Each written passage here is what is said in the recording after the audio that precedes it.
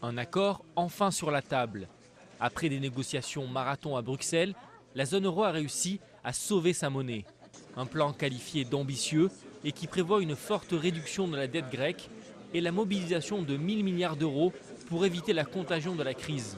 Ce fut une longue nuit de négociation, mais je crois que le résultat sera accueilli avec soulagement par le monde entier qui attendait des décisions fortes de la part de la zone euro.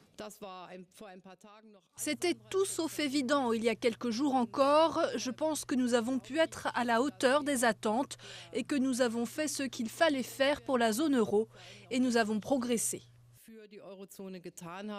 La question de la dette grecque constituait le dernier gros obstacle à franchir. Et c'est le couple franco-allemand Merkel-Sarkozy qui a dû intervenir personnellement auprès des banques cette nuit, au moment où les discussions s'enlisaient. En résumé, 50% de la dette sera effacée, soit 100 milliards d'euros abandonnés sur un total de 350 milliards.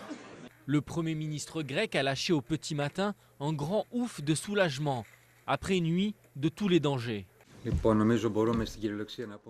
Je crois que nous pouvons affirmer qu'une nouvelle ère s'ouvre pour la Grèce.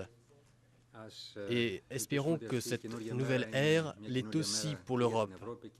Et que le pire est derrière nous.